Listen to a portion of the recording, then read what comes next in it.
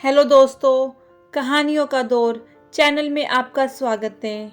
हमारी आज की कहानी है शादीशुदा लोगों को एक बड़ी सीख। तो चलिए कहानी शुरू करते हैं। पत्नी ने न जाने क्या किया था कि पति ने उसे एक के बाद एक कई थप्पड़ जड़ दिए।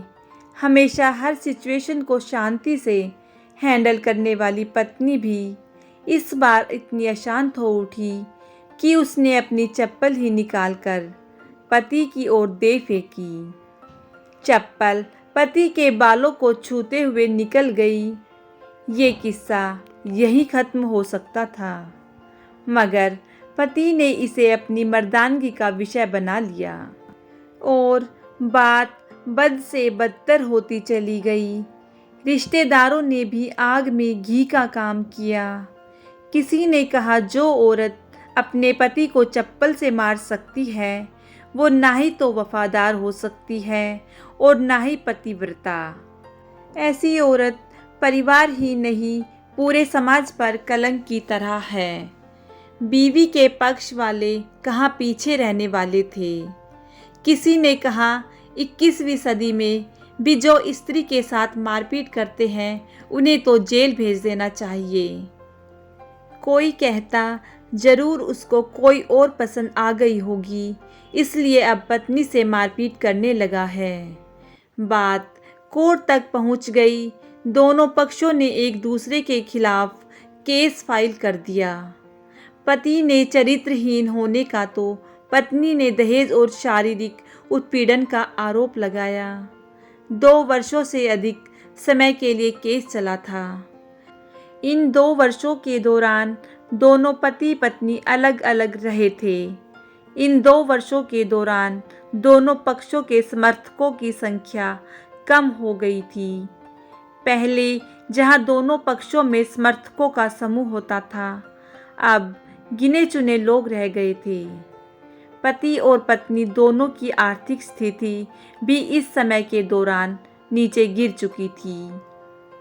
जिन्हें वो अपना शुभ चिंतक समझ रहे थे, पैसों की बात आते ही उन्होंने भी अपना पलड़ा झाड़ लिया था। अगर कोई देने को राजी भी हुआ तो मोटे ब्याज की शर्त पर। आखिरकार वही हुआ जो सब चाहते थे, डाइवोर्स।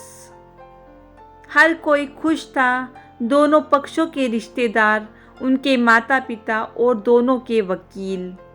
लेकिन 5 साल की सुखद शादी और एक सुंदर बेटी होने के बाद मिले इस डाइवोर्स से पत्नी मूक थी और पति शांत। शायद ये एक इत्तेफाक ही था कि इस खुशी को मनाने के लिए दोनों पक्षों के लोग एक ही चाय की टपरी पर बैठे आमने सामने। इत्तेफाक इसलिए क्योंकि ज़्यादातर लोग जो एक दूसरे के विरोध पक्ष को सपोर्ट कर रहे थे वे एक दूसरे को अच्छे से जानते भी नहीं थे। पति पत्नी भी इन सभी से दूर एक दूसरे के सामने मेज पर बैठे। पत्नी ने पति से कहा, अब तो खुश होंगे ना, तुम्हारे मन की जो हुई है। मुबारक हो, तुम भी तो आज जीत गई हो। मुझसे तलाक तो तुम्हें भी मिल गया है। कॉन्ग्रेचुलेशंस टू यू टू, पति ने कहा। तलाक को तुम जीत का प्रतीक समझते हो? पत्नी ने पूछा। पति चुप रहा। थोड़ी देर की शांति के बाद पति ने कहा, मुझे तुम्हें 5 लाख रुपए अभी और हर महीने 8,000 देने का आदेश है। अभी मेरे पास पैसे नहीं है, इसलिए मेरा जो सिटी में फ्लैट है उसे तुम्हारे नाम कर देता हूँ। पत्नी बोली, लेकिन उस फ्लैट की कीमत तो 18 लाख की है।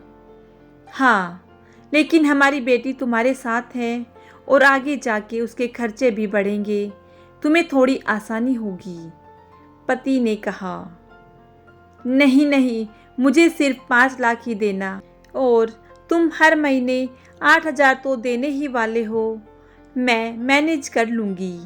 अगर 5 लाख नहीं है तब भी कोई बात नहीं, पत्नी बोली। दोनों फिर से शांत हो गए।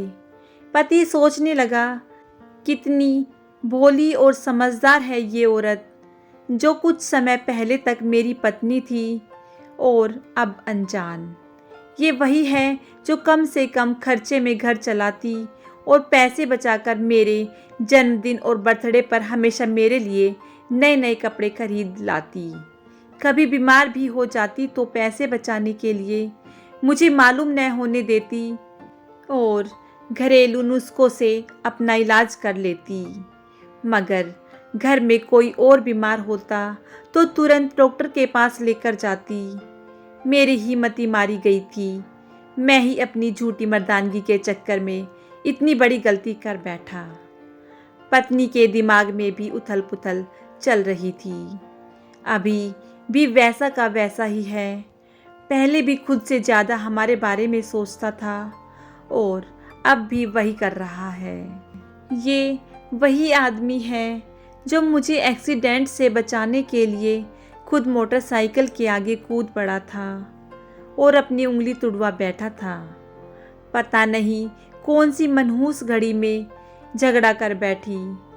पति ने मौन तोड़ते हुए पूछा, अब तुम्हारे कमर का दर्द कैसा है?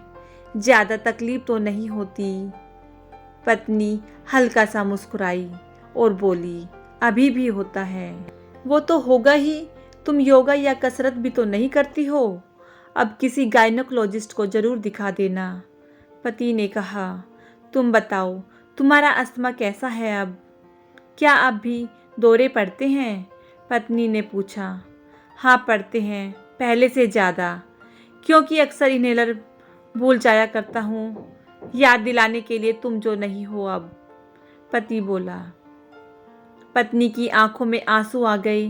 वो बोली, तुम्हें मेरे चरित्र पर सवाल नहीं उठाने चाहिए थे, तो ये परिस्थिति आती ही नहीं। हाँ मैं जानता हूँ तुम बहुत अच्छी हो, मुझसे गलती हो गई, बहुत बड़ी गलती। मैं लोगों के बहकावे में आ गया था, पति बोला। तुमने भी तो मुझ पर दहेज का इल्ज़ाम लगाया था, वो बोला।